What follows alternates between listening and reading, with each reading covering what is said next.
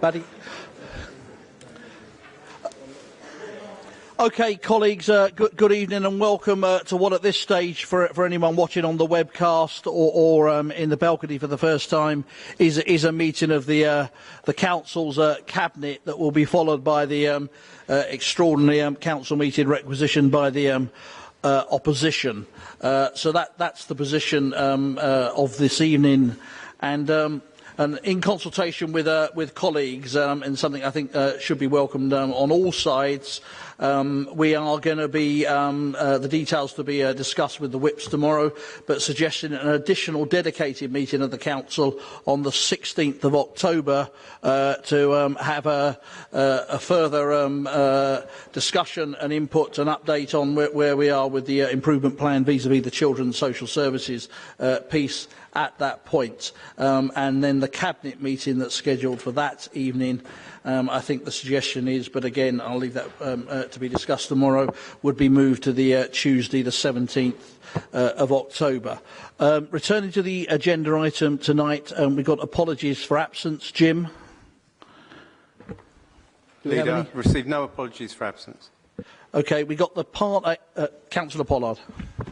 Leader, can I suggest that you vary the order of this Cabinet meeting to bring the item on children's social care forward tonight? Because obviously we've only got a very truncated meeting, and it would be a real shame for everyone concerned if that item were the thing that were to be truncated. Well, rest assured it won't be truncated, but we are going to take the short item on the Council's finances first, because that's absolutely fundamental to making sure we're in a position to address some of the challenges around children's social services, both in the short and medium term. So we'll stick with the agenda, but rest assured the finance piece will be short and to the point. But it is highly relevant, I would suggest, to the Council going forward. So could we agree Part A of the Cabinet meeting on the 17th of July? Thank you. Disclosures of interest, I'll take those as published unless anyone's going to suggest anything else. Urgent business, well, I think it's on the agenda, but so there's nothing further we've been notified of.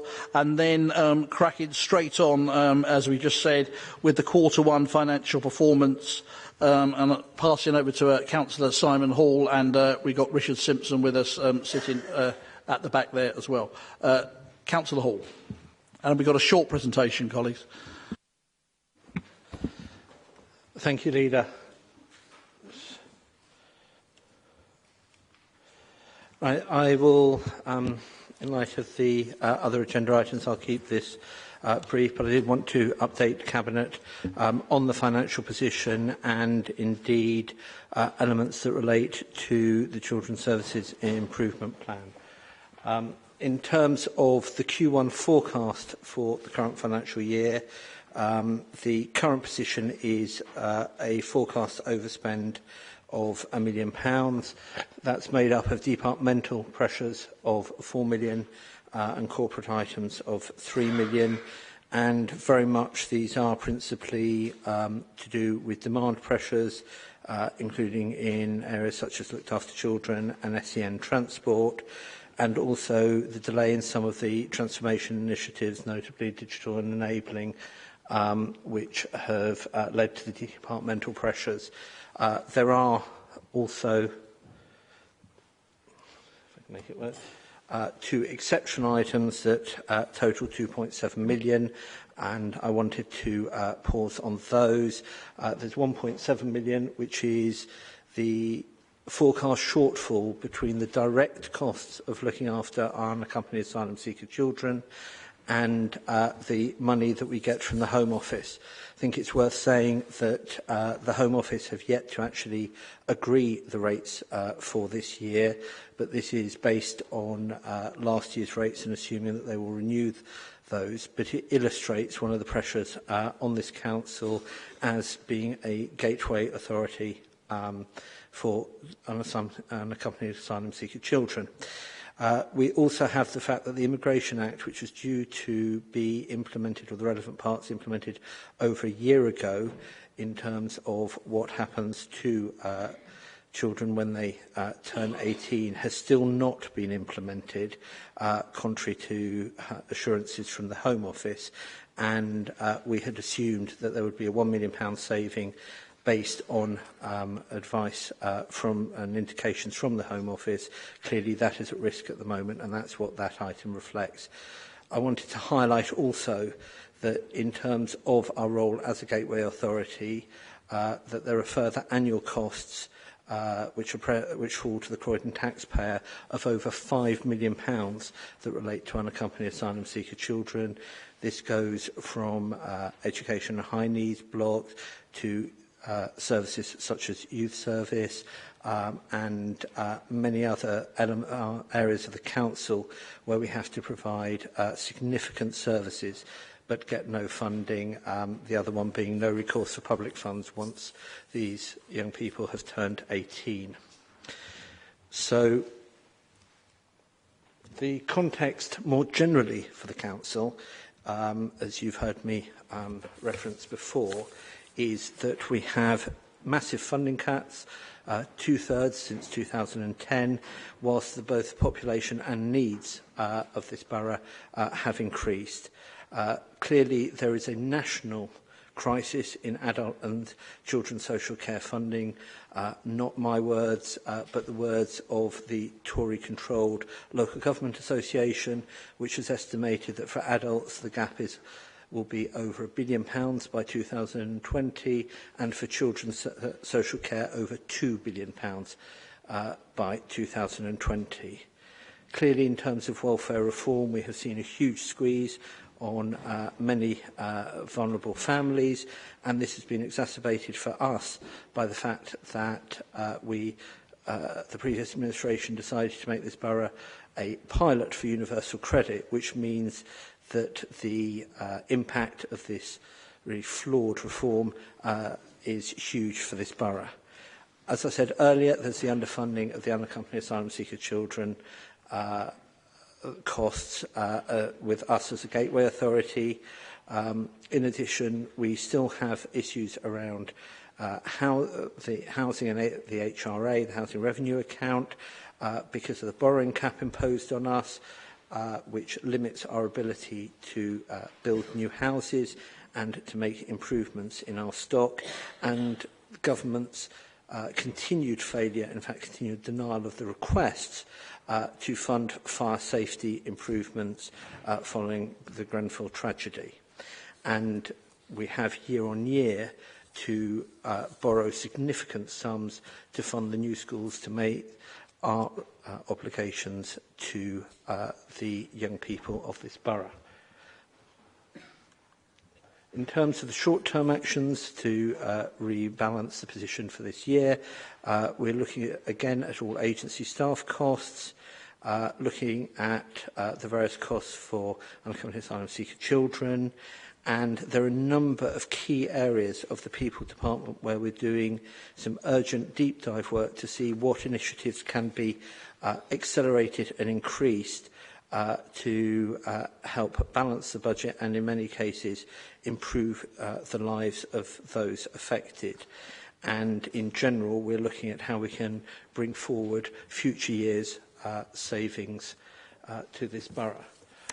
I wanted to then, and it's sort of the segue, I guess, to the next agenda item, which is in terms of Children's Services Improvement Plan. The report talks about us having allocated £1 million from earmarked reserves, having reviewed the urgent actions required and the likely costs of those. We've now allocated £2 million from earmarked reserves, and there are a number of actions which have not only been approved but implemented. So we've got a whole additional social work team in place to reduce caseloads.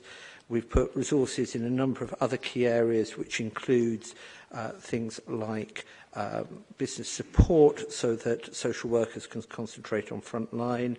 We have made retention payments for permanent social workers who, many of whom are excellent, most of whom are excellent practitioners, and we need to show and demonstrate that they are valued.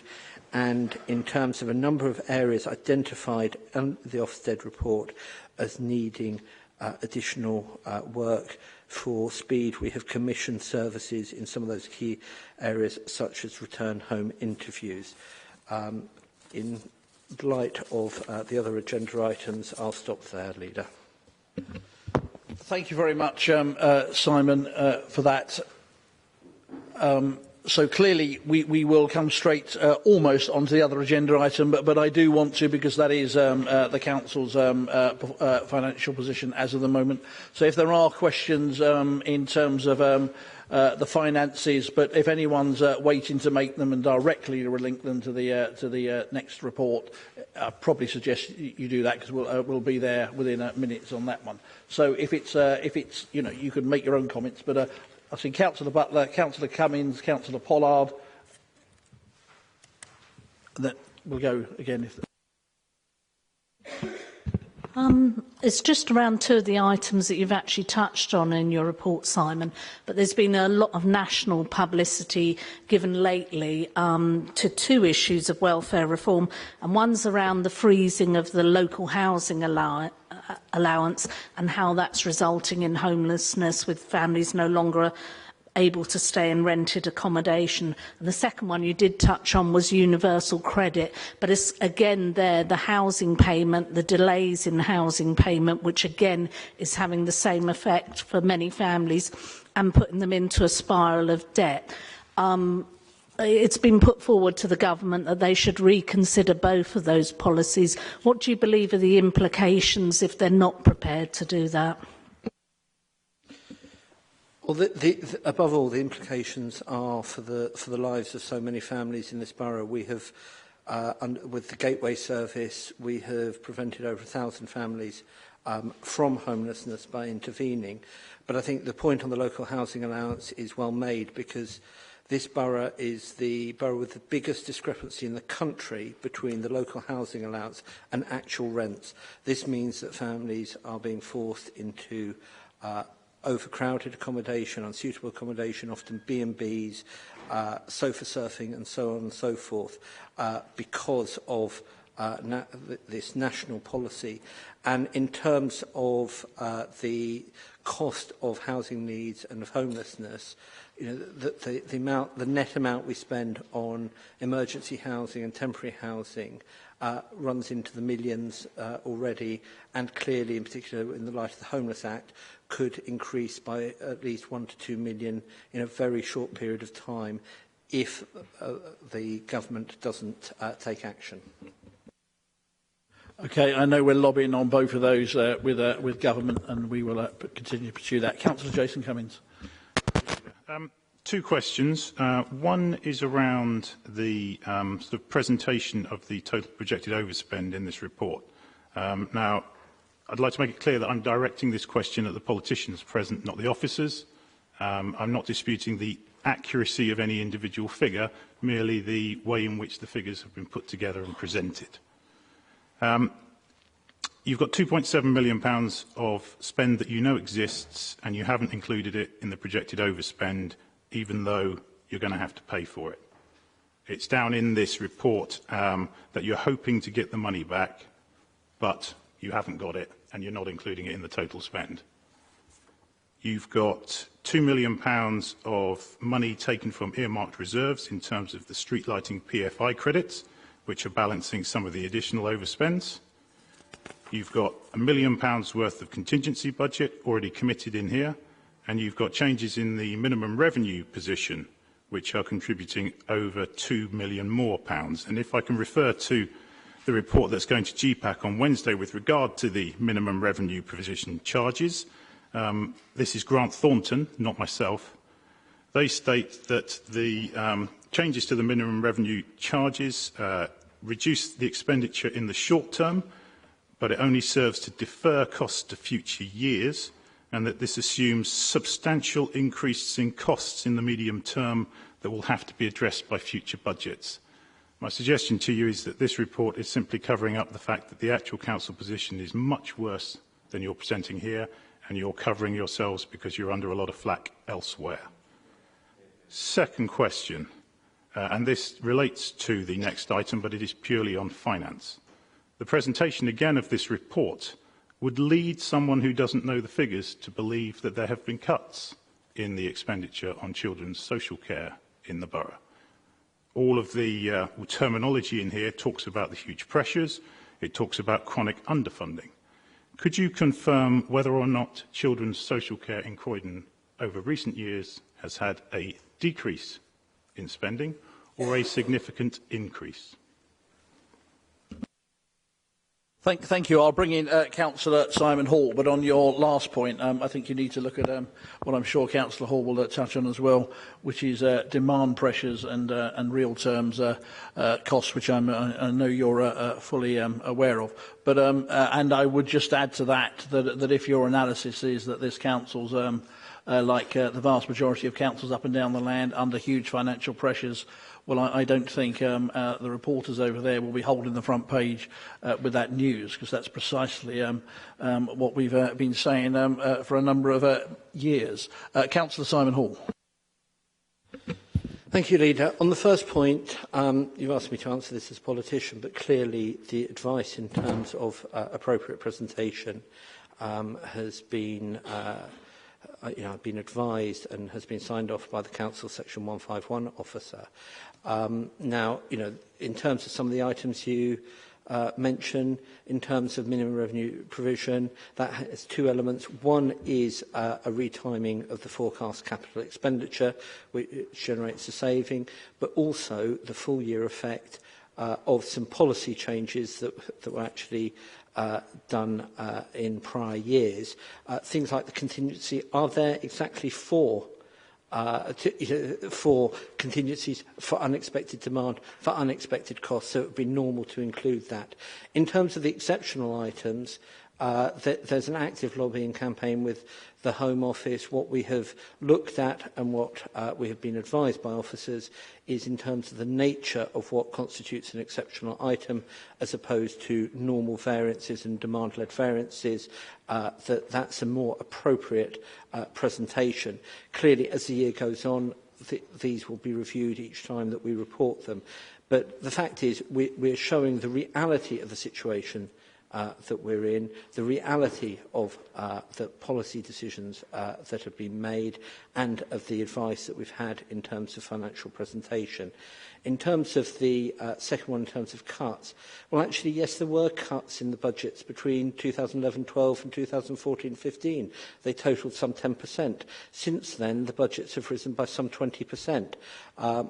What the reality of that is, though, is that the level of demand and the nature of the situation we're dealing with has increased. And what is also clear is that as the overall pot and the overall amount that this council has to spend has declined because of the massive cut in council grant funding, that to bear these costs and to bear the uncovered costs or the unmet costs of the unaccompanied asylum seeker children and other areas becomes a greater and greater strain and a greater and greater proportion of what this council has to spend. So the reality is it puts a huge pressure on all council services, and that has real impact. That's what we're reflecting in this report.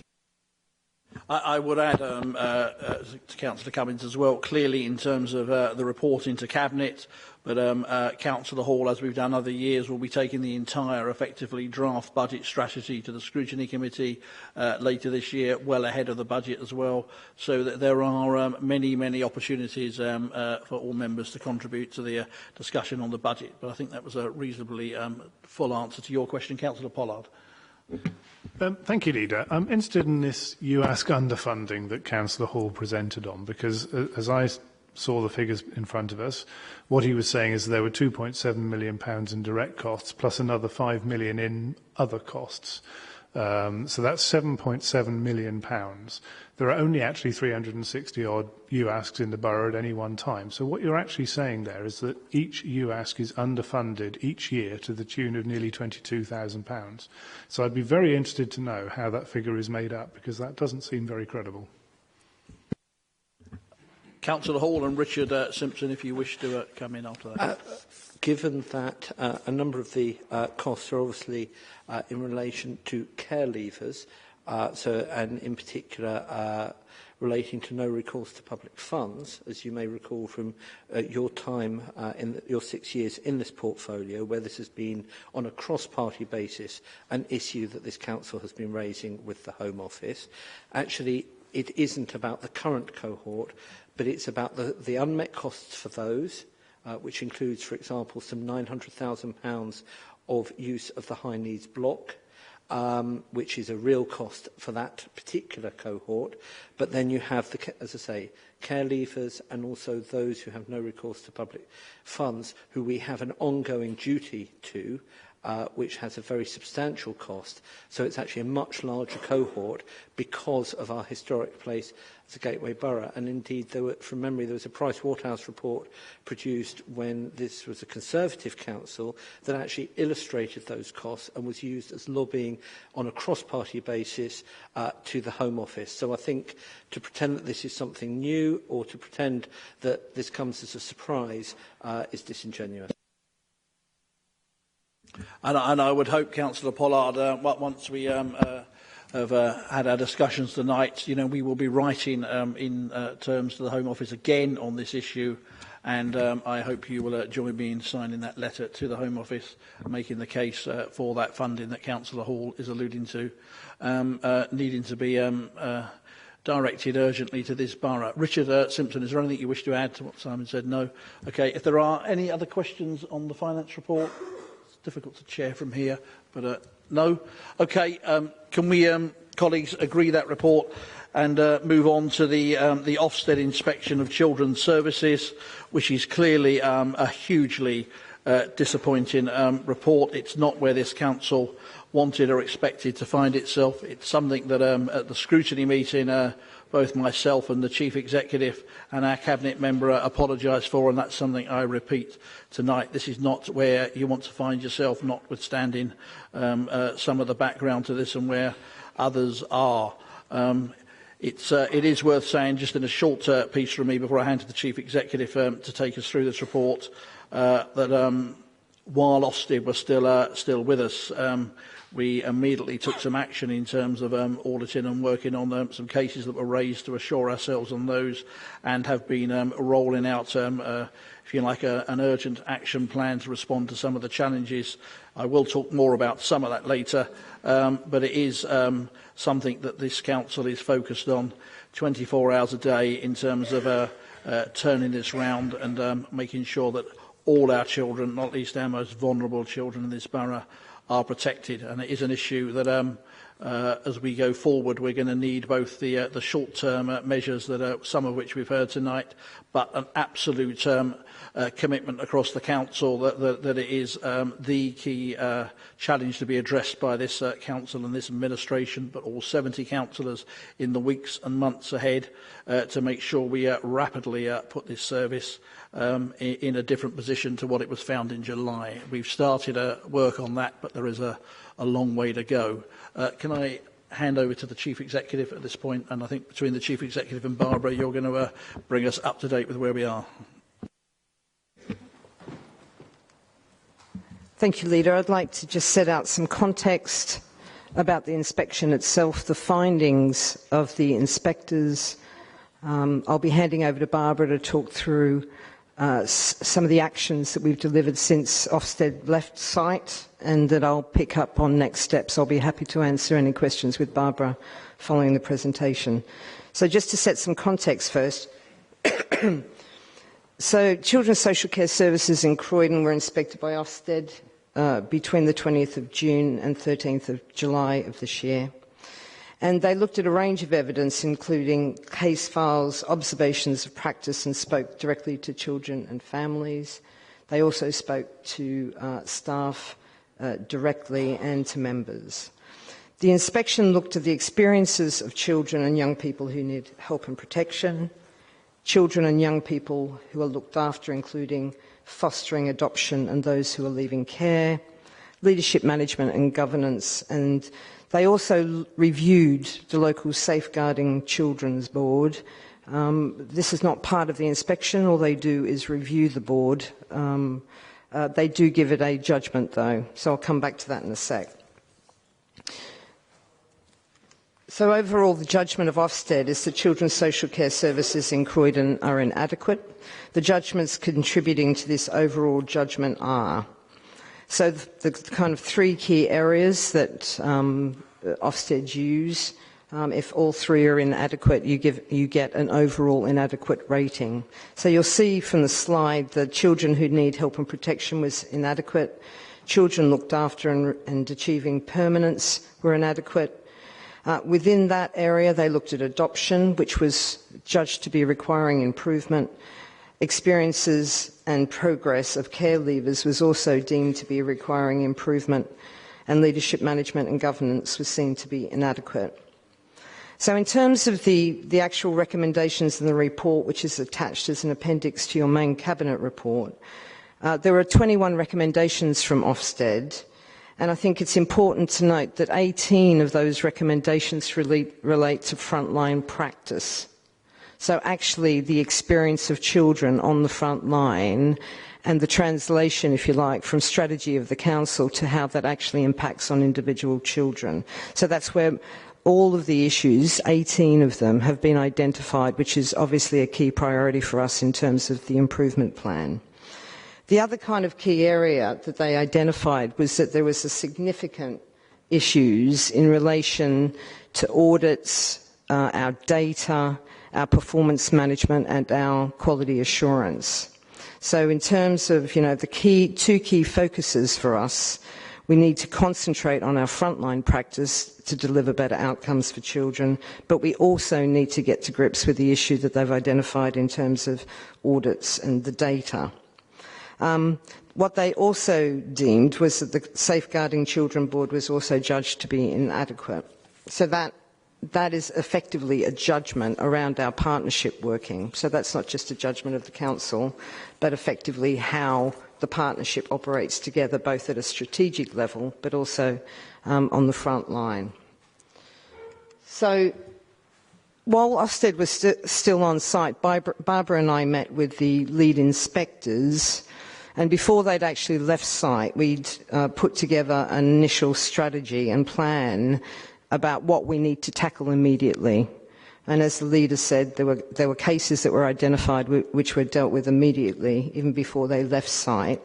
But what was important was to move very quickly on the architecture around the improvement, and also in terms of putting in place a proper plan for what we needed to do, particularly around those two areas that I mentioned, which was around the frontline practice, support for social workers, but also in terms of the work around the data, the audits and the quality assurance.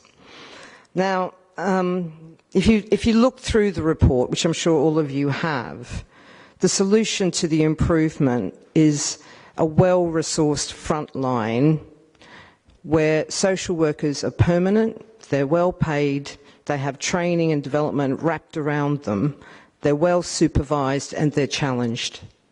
And if you actually look through the whole report, the subtext of everything is about getting that frontline practice right.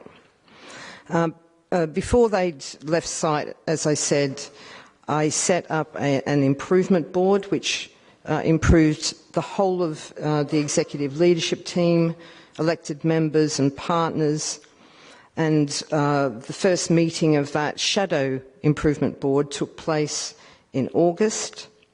I then went to identify an independent chair of the improvement board. That's going to be the major vehicle by which we'll firstly develop the improvement plan for Ofsted, but also to actually drive the short-term improvement, but also the longer-term improvement plan, and secured Edwina Grant, who's a very experienced children's services professional, currently chairs the improvement board for Manchester, and when I rang the LGA before the Ofsted left site, was one of the names that was given to me as a potentially very, very good improvement chair for us to secure. So we're very happy that we've got Edwina working with us.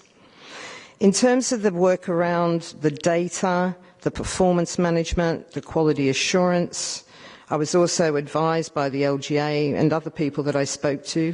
Barbara and I met with several other authorities that were rated as Ofsted to be inadequate very early on to get some kind of sense of the best team to put in place around the improvement.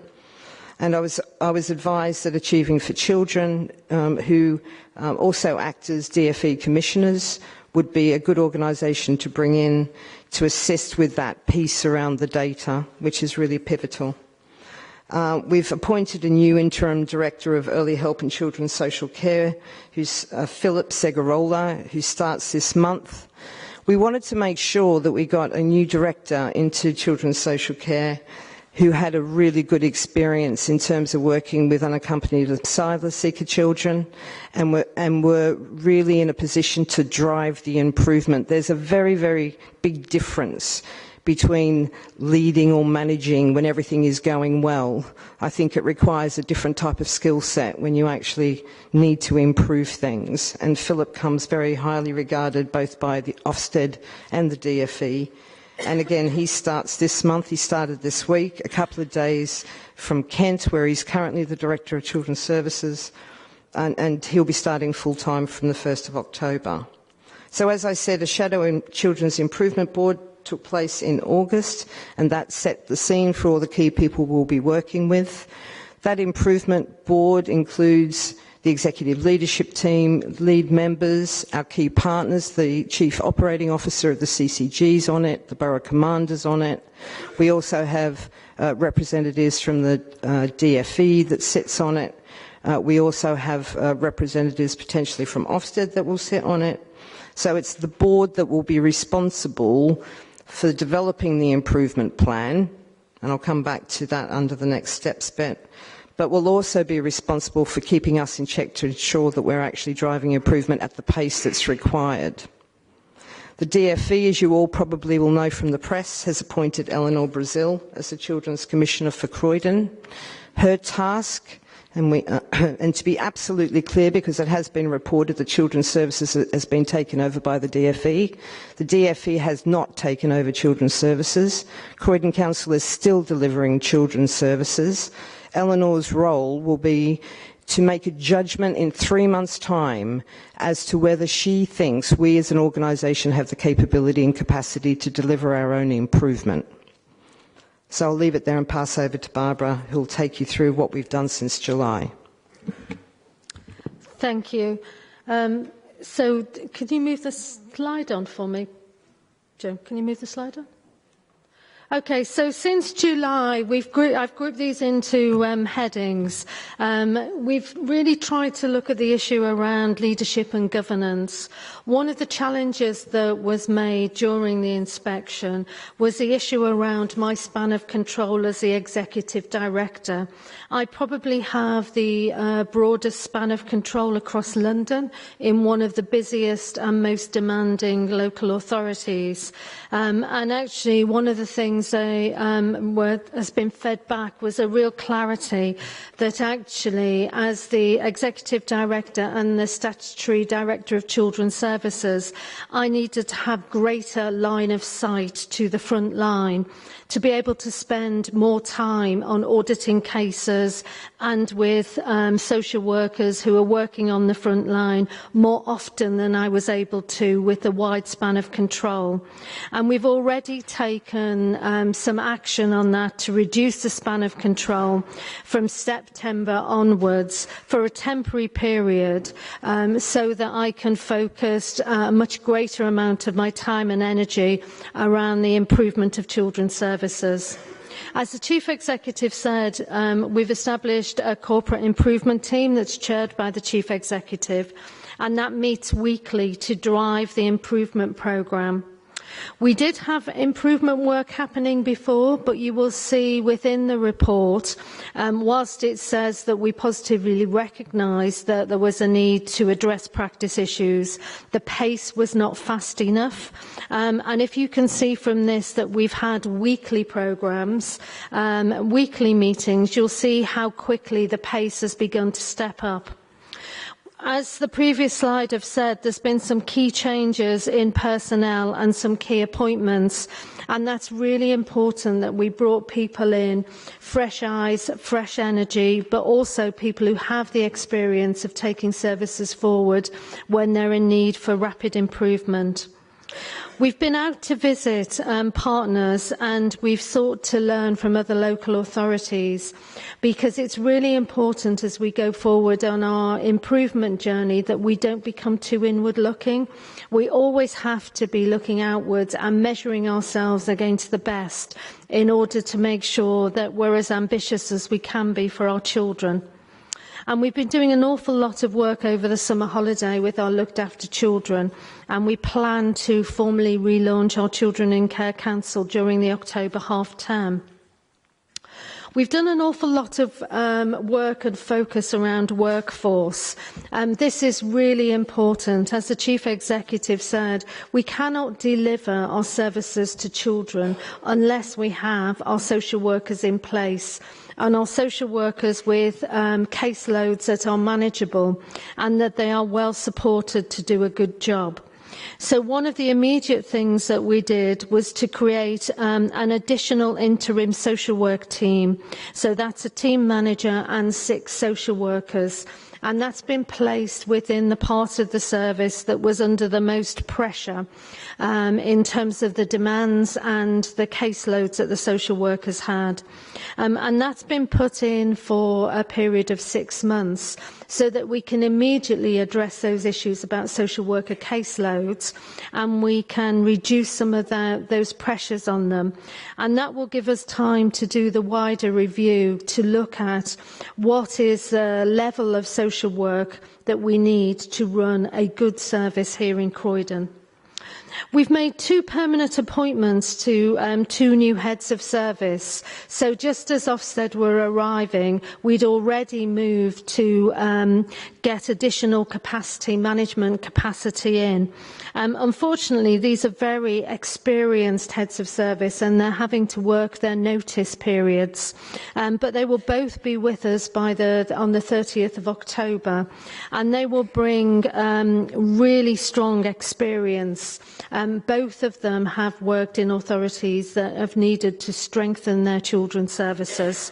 And they are very well aware of the current situation in Croydon and really committed to coming and supporting our improvement journey. We've appointed, as the Chief Executive said, an interim chair of the local safeguarding board. We've also made a decision, and this has been discussed and agreed with our statutory partners, to actually separate the children's safeguarding board and the adult safeguarding board. Previously, we had one chair that chaired both boards, but we feel it's really important, at least for the next 2 years, as we take forward our improvement work, that we have a separate board, a separate chair that focuses on our adult safeguarding, because we want to make sure that our adults get the attention that they need whilst we're busy doing the improvements within children's. We've taken a whole range of actions to support our newly qualified social workers. So those social workers who have come off their courses and have to spend a year supported in practice with a reduced caseload before they formally qualify as social workers. That was clearly one of the issues that came out strongly during the inspection. But I'm pleased to say that every single newly qualified social worker has been spoken to. They've been in a number of meetings with myself and the lead member for Children's Services. They've also had an individual assessment from our corporate learning and development manager in terms of what is their future training needs, so we can make sure we've got a really strong training package wrapped around them. And we've established a forum for our newly qualified social workers, to which I will be part of, and also the lead member for Children's Services. And they're very pleased with that level of oversight and engagement.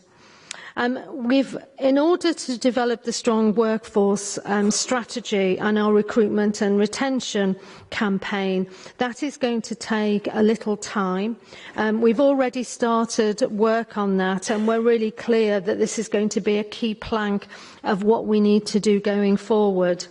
But we have given a retention payment to our frontline social workers and our unit managers of £1,500. plans. Now, this was a really important thing to do, we felt. You will actually see the quote in the Ofsted report around the turnover of staff inhibiting the building of trusting relationships with our children and families. And one of the things we really need is to keep our talented social workers and actually make sure we've got that supply of statutory workers and first-line managers who can work with our most vulnerable children and families. We are also trying at the same time to convert our agency staff into permanent staff. And even today, I've been approached by another agency member of staff who wishes to convert to be permanent. So there are actually a number of agency social workers who really are recognising already some of the work that we're doing and wanting to come and join us on our improvement journey. Part of what we've done is to put a learning and development programme in place. It's been commissioned for our first-line managers and our unit managers, and that has already started. We're going to be making those courses mandatory, and that will make sure we're setting out some very clear standards and some very clear expectations.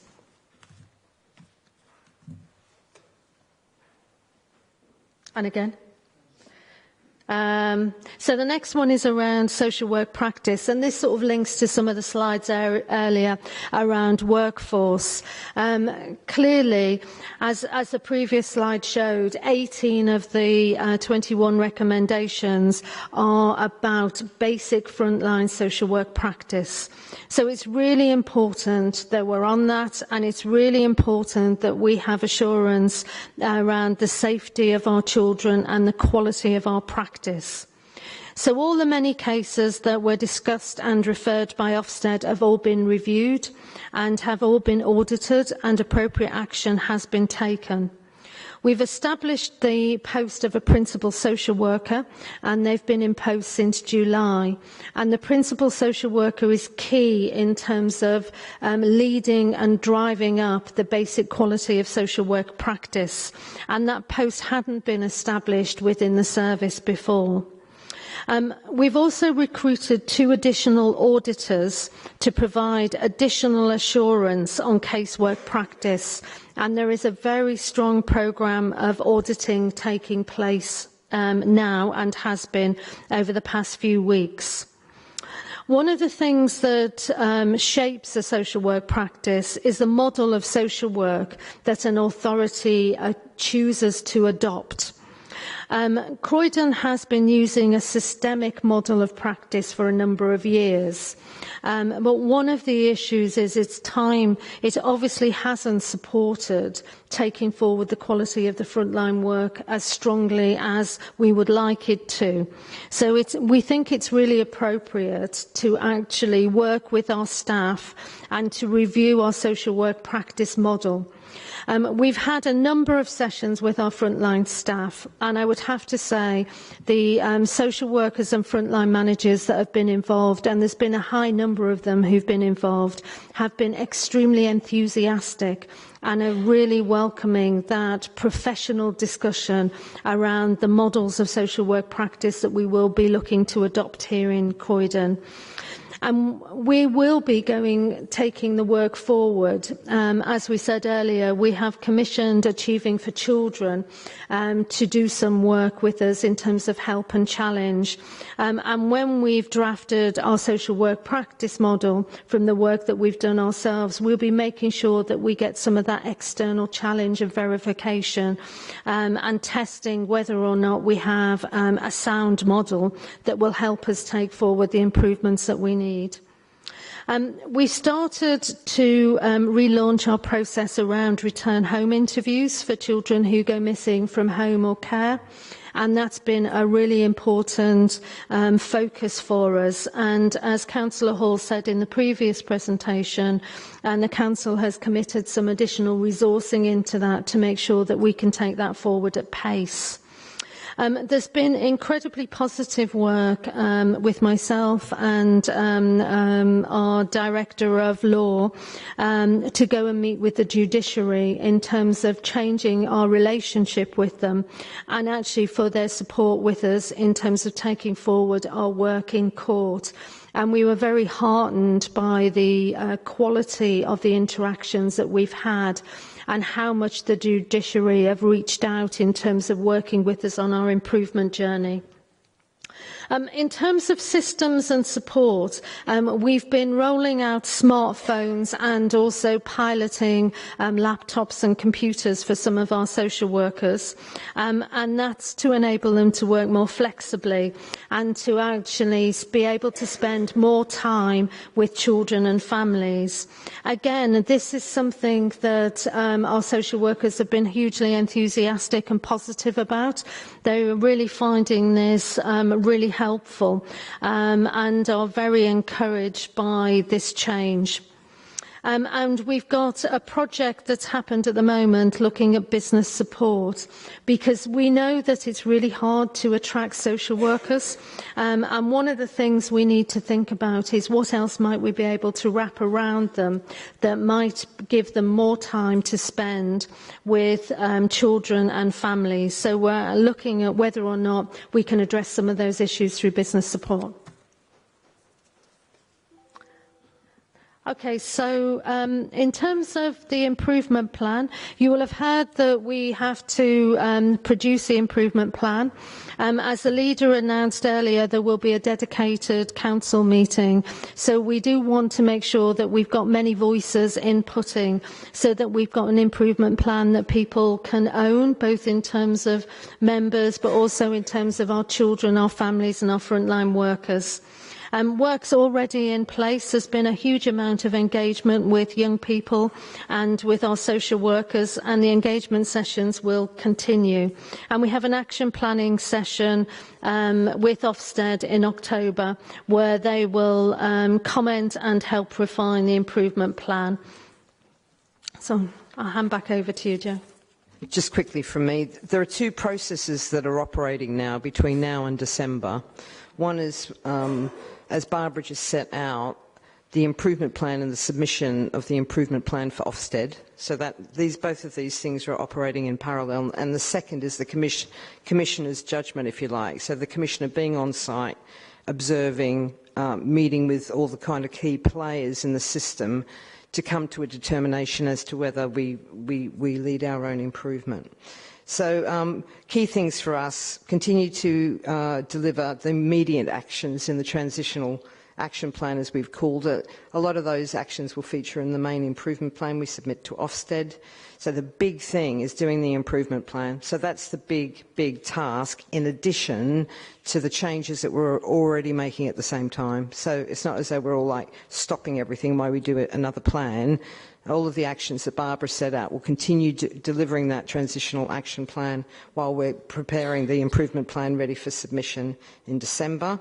We're continuing delivering the improvement plan, as I said, so that the first Ofsted monitoring visit will be November 17th, and then we'll have quarterly Ofsted monitoring meetings following that, and then the Commissioner's report in December. I'd just like to finish by making a final point around the Commissioner's report in December in terms of her judgment.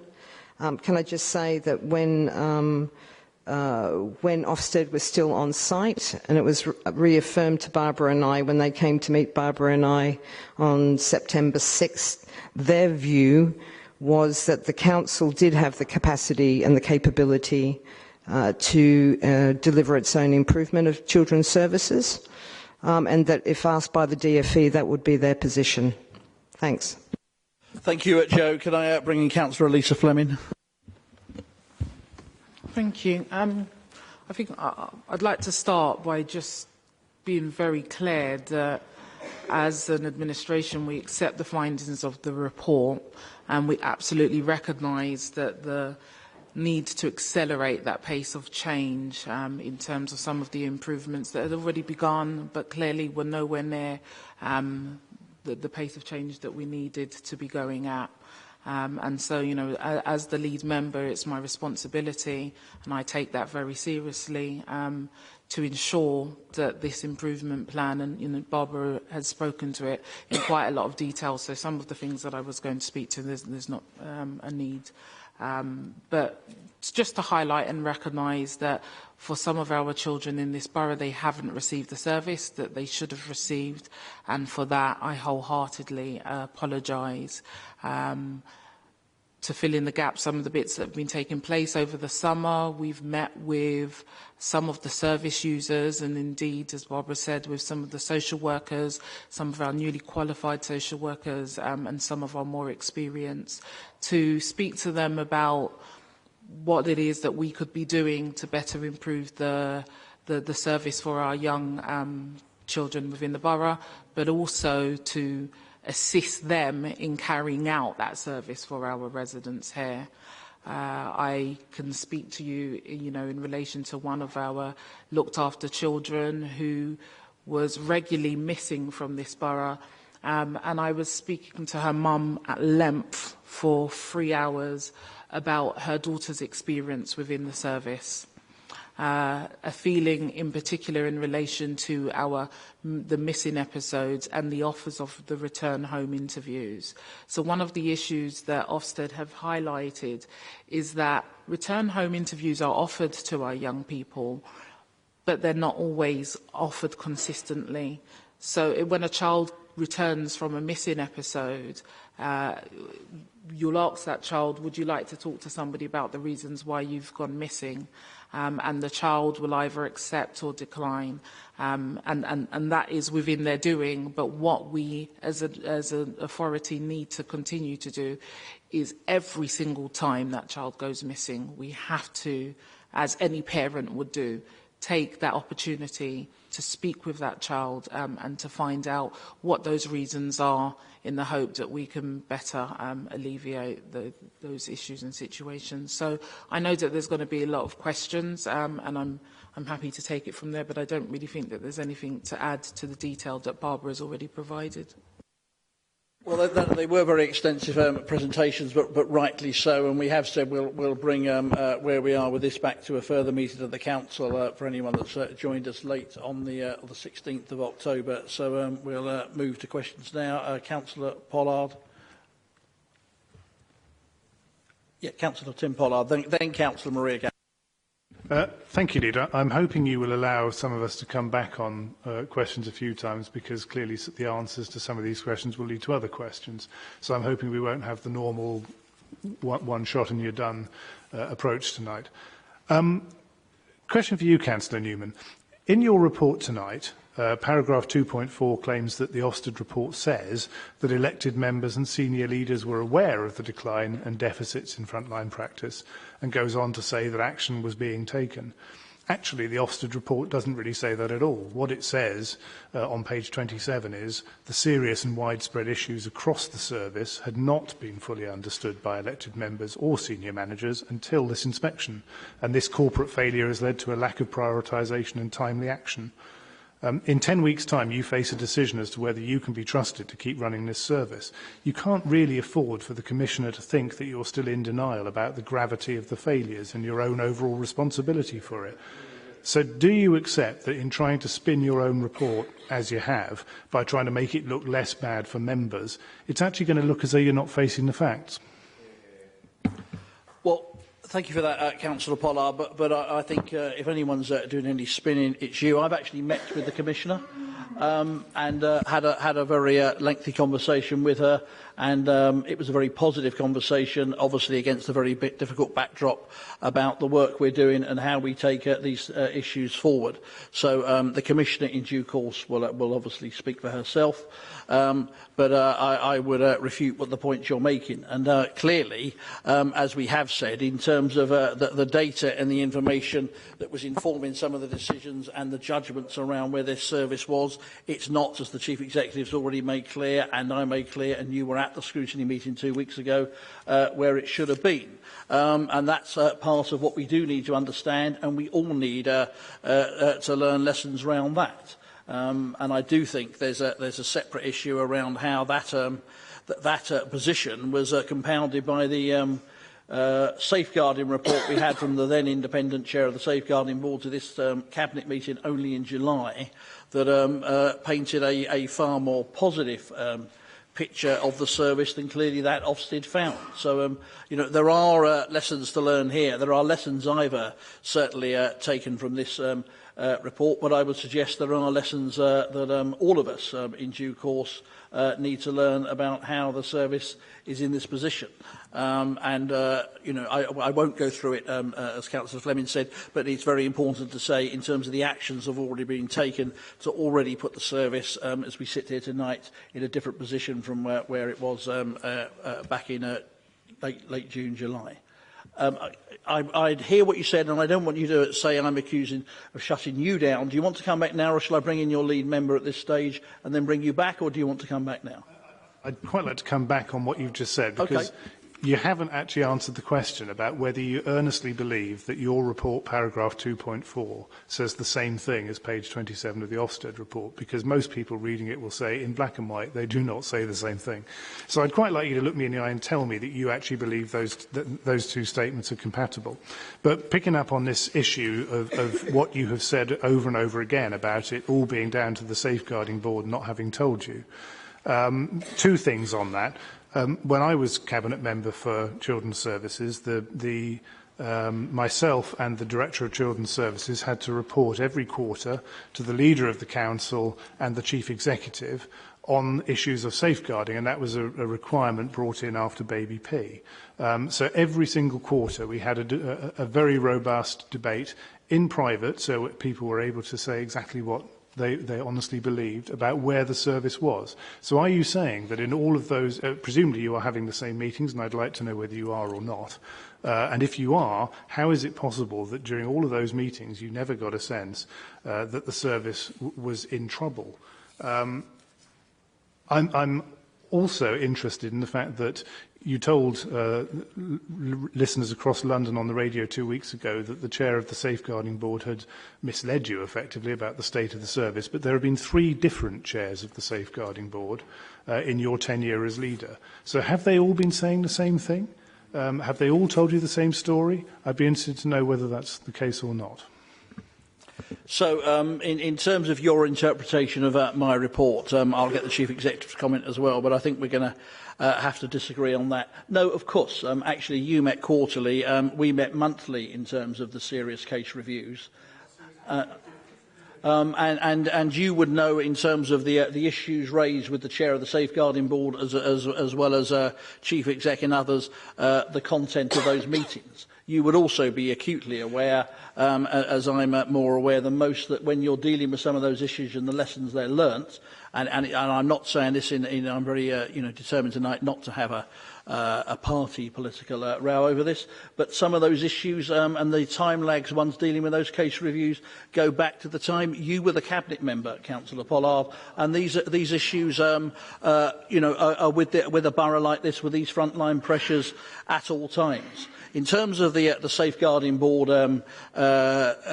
chair's then position, and now she stood down, I was very careful to say I don't believe she deliberately misled us, but one of the things and one of the lessons we need to learn is how that we could have, in an area of the council, this isn't an area of the council like I don't know, like street cleaning, as I said at scrutiny, where if you like, with your own eyes, you can go out on the street, you can look at the street, you can make a judgment. We're receiving reports as councillors, but you can go out there and make your own judgment. This is an area of the council where, quite rightly, because you're dealing with confidential cases and serious issues, where you are more reliant, I would argue, more reliant than any other part of the council on the data you're receiving, on the accuracy of that, and then with the backup of other mechanisms in place. So they are very serious issues, and one of the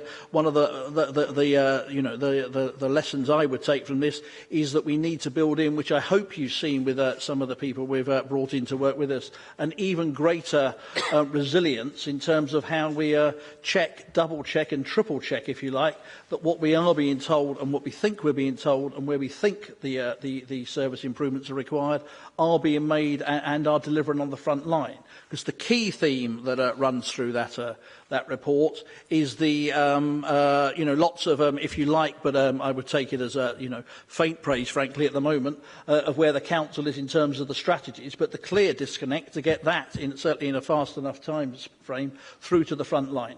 So, that's, I think, a reasonably full answer. I'll bring the Chief Executive for some comments as well at the end, but I am going to bring in Councillor Maria Gatland. So, can you answer the question I asked about whether all three chairs of the Safeguarding Board have given you the same information? No, of course they haven't. But by definition, they haven't done that, and I think that's an issue, for further discussion and debate. I think there's an issue in terms of how chairs of Safeguarding Boards are appointed, but that's probably for another day as well. But part of what we've said, and I've said this publicly, is that we did have a different narrative from a previous chair of the Safeguarding Board raising some issues. We took some action in light of the information that she had laid before us as members. And the disappointing thing is that those action points, although recognised, clearly haven't, in some cases, delivered at the pace of change that one might have reasonably expected. So the answer, the absolutely blunt and open answer to your question is no. I know no two would give you the same advice, but there was different advice, I would suggest, of a significant nature from one of the previous chairs of the Safeguarding Board. Would that be the one who vanished mysteriously without trace?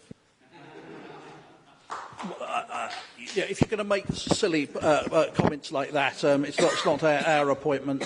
It's that of the then Chief Executive. So I'll, out of respect for the person who's not here any longer, not respond to that. Councillor Maria Gatland. Thank you very much, Leader. I have to say, Leader, I share the concerns of Councillor Pollard at this Cabinet report. There's definitely discrepancy at 2.4, and if you look at page 65 or page 27, you will see the difference. And I think if you hadn't read the shocking Ofsted report into the failures of this council, you would actually look at this Cabinet report and see that it's fairly positive. And I think if you look, which clearly the Council faces the greatest crisis that it has done for many, many years.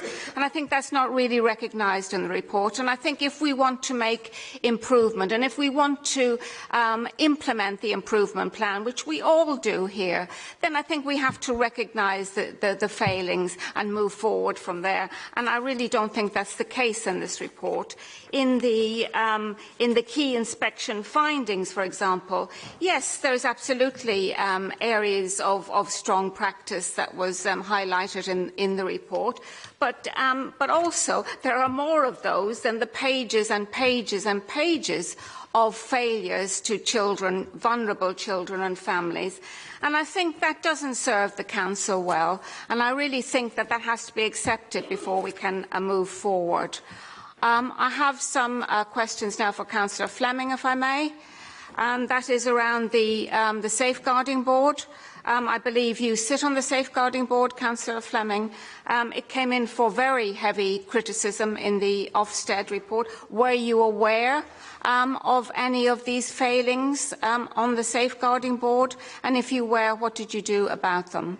On missing children, which I think is an area of great concern, and the home interviews, in meeting after meeting that we attended, when we asked about the interviews of the children when they came home, we were told that they took place.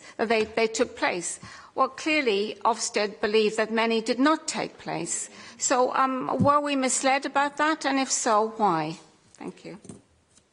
Can I respond to some of your earlier points, Maria? Because I would start by saying I'm glad and welcome the fact you're on the Improvement Board, and thank you for doing that and the contribution you made at the first meeting. The shadow one referred to there, I chaired in the middle of August to make sure that was put in place, but it is now chaired independently by Edwina Grant, as the Chief Executive said. No, I would disagree, but I mean I could repeat it. I don't think, I don't think, were you at scrutiny? I'm not sure you were, but we made it clear there, and we're making it clear again tonight. This report and dealing with it is the priority of the Council. We've taken it very seriously. We've taken it very, very clearly on board. I think you heard Elisa repeat again then, and I'm happy to do it in terms of accepting what Ofsted have said and making sure we crack on with that. We have, apologised on several occasions for where that service is, and we've recognised that the absolute priority of the full council, led by the council's executive leadership, political leadership, but all councillors as 70 corporate parents, is to then get on and deliver the improvement plan against the tough backdrop we find ourselves in this very tough report. I mean, I would keep repeating it because it is that important, and I know on that we are as one, but we're going to not agree on how we got to some of the difficult areas in the report tonight. But I've also said, and we're having that further council meeting as well in a few weeks' time, as well as I know the work that you and others are doing on the improvement board. Lisa. In relation to the safeguarding board, I am what is known as a tolerated or accepted observer to that board. So I'm allowed to come and attend it, and they allow me to speak at the board and to observe. No, in relation to answer your question bluntly, it speaks to the earlier comments around the data and what the data was saying. Indeed, one of the issues that I would highlight is in relation to the recent Safeguarding Board, the independent report that was brought to Cabinet. Indeed, you yourself commented on it, and we commended. And I accept that where that report says we were, in comparison to the Ofsted findings, are worlds apart. But the data did not say that. In relation to the return home interviews, again, I want to clarify and highlight that some of our children were receiving return home interviews. The question is, were all of them receiving return home interviews? And unfortunately, it doesn't seem that that is the case. Or indeed, I think what the Ofsted, it's not I know because I spoke with the Ofsted inspectors, is that they recognised that return home interviews were being granted to our children.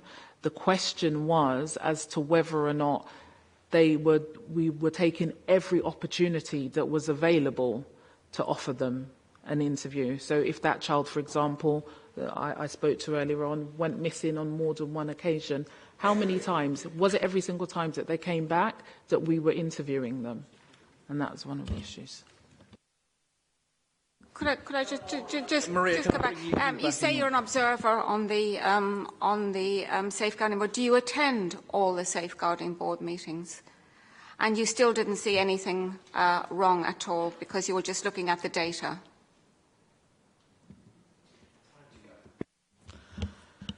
Some of the things that that were highlighted by the safeguarding board, for example, our work around children in need. And a better need to look at what was happening there had already begun. So this is in relation to my comments made earlier about that pace of change.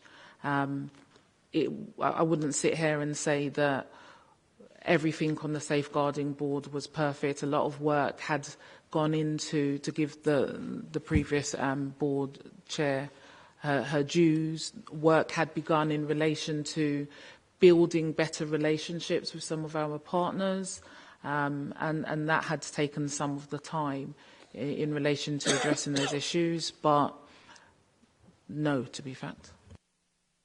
I want to make sure I get everybody in, if we can. So I've seen. Can I just ask for a comment on because it was referred to a couple of times in terms of quotes discrepancies in reports. Then I've seen Councillor Maggie Mansell, Councillor Jason Cummings, Councillor Bernadette Khan, and then we'll go round again after that. But can I just bring the Chief Executive in briefly? Yeah, I just wanted to pick up on the issue of who knew what when, really, which is the question. There is a discrepancy that we picked up and raised with Ofsted, which related to paragraphs 91 and 93 of the report. In one paragraph, they actually say that senior leaders weren't aware, and in paragraph 3, they actually say, not long after our appointments, and in response to growing concerns, senior leaders commissioned a number of detailed external service reviews because there were issues that had been identified. Now, we picked up that discrepancy with Ofsted. I'm very happy to share our response that we sent to Ofsted, but there is absolute ambiguity in this Ofsted report about who knew what when. I just wanted to put that on record. And 2.3 within the main Cabinet report reflects paragraph 93 that we were all collectively aware of the issues. The issue that they've identified in paragraph 93 of the report also indicates that the improvement plan was put together. Barbara conducted 7 reviews of the service when she came in last year. An improvement board was put together. We had a plan. We just didn't drive it fast enough. That was the conclusion of Ofsted and the feedback that we personally got back from the lead inspectors. So that's the kind of correlation between the report and the Cabinet report. Can I also say that we had monthly meetings in terms of the Safeguarding Board Chair? We met with the Safeguarding Board Chair and the lead member and the leader, and Barbara and myself on a monthly basis with the executive leadership team, where we discussed actually the issues and the improvement. So members were well aware of the issues that we're experiencing. The improvement plan that Barbara put together identified practice as the key kind of area of priority. Again, we didn't drive that fast enough.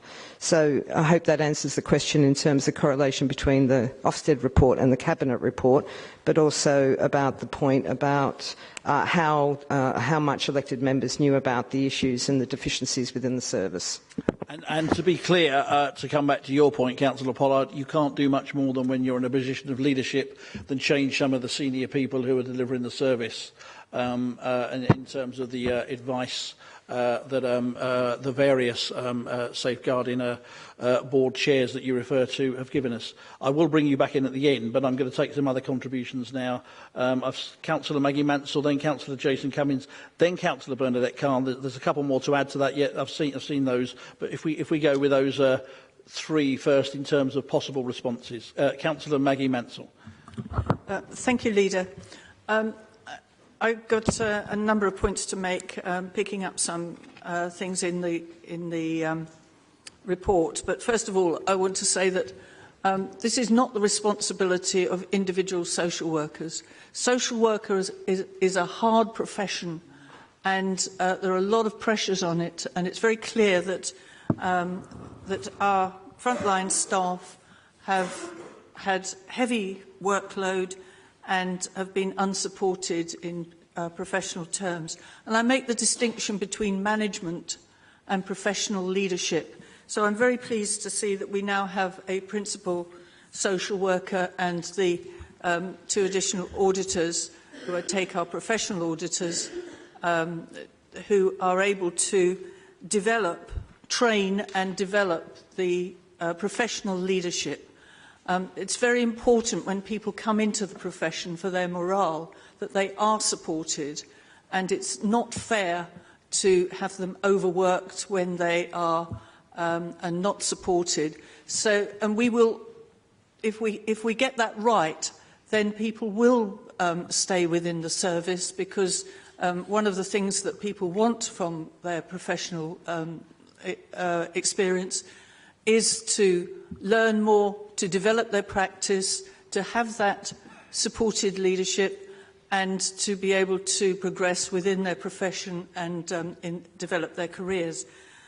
So that is absolutely crucial to improving the service. And that will cost. Yes, training and supervision does take time and people, and that may well be part of the costs that will be covered by the extra £2 million. That's referred to, training and supervision is referred to on page 70 of the bundle, paragraph 112, so that's right at the end. The recommendation 21, the last recommendation, is important on page 46, and that refers to complaints from children from other people experiencing the service. We should have the system where complaints are welcomed, that they are seen as an opportunity to improve the service, and that includes complaints and reports from staff. Paragraph 31, which is on page 50, refers to the fact that sometimes, or maybe always, but certainly what was picked up in the report was that siblings were not necessarily considered when there was a child at risk. It is important that children are seen within the family, and that if one child is at risk, that they are, the rest of the family are considered. And we should be picking this up within the troubled families system and working with the families to help families. Bringing up children is the most important thing that any of us do. This is the most important thing that any of us do. And, excuse me, but I'm speaking and you are not part of this meeting. Bringing up children is the most important thing that anybody does, and we don't get any training for it. And, you know, when people are in difficulties, it's important that they are able to get that support. That, again, will cost money, and I hope that that will be part of the money that we are supporting. Once we get the system working, it may well be that we can make some savings because, you know, obviously there is an upfront investment. But we all know that the demands on the service are increasing, partly because of benefit changes. Quickly, page 43, 52. Yes, sorry, I've covered that. That's support for parents. It's also important that all staff feel comfortable for passing information up. You know, if people are feeling stressed or are not feeling supported, that needs to come up to senior management and, if necessary, to counsellors. Anyone who is not passing those issues up to the level that's needed is taking responsibility for those problems. And it's important that we get to hear about these things in good time. So, essentially, we need to develop our training, improve professional practice and support, and go forward to improve the service. There's nothing more important that we are doing than bringing up children. Thank you. Thank you, Maggie. And I think they were a very serious contribution, though, and we've got to get the balance between questions and contributions, and that's why we've made sure we've added the additional council meeting in a couple of weeks' time as well. But what I'm advised to do at this point, and hopefully this meets with approval, in terms of making sure that everybody who wants to put a question in this evening puts a question in, is that because the opposition requisitioned the debate, the extra council meeting, is that we adjourn this part of the meeting to take the council meeting at the allotted hour, because people might be coming for that, and then return immediately to this part of the agenda to make sure those that want to continue with questions on the report are able to do that and give it the detail that's required. Now, I think we may be in the hands of the lawyers, but it was your. I'm getting a nod from one of the chief whips. It's not our one. If people are happy to do that, we'll